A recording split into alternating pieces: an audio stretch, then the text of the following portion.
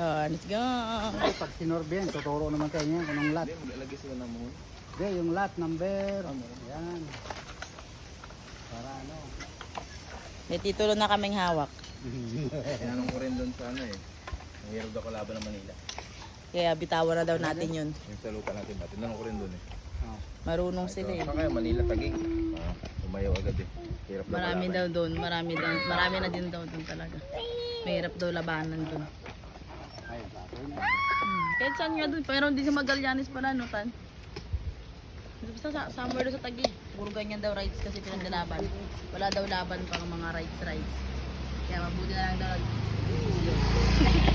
Uy! Yung kausap niya. Yung mahal na lupa.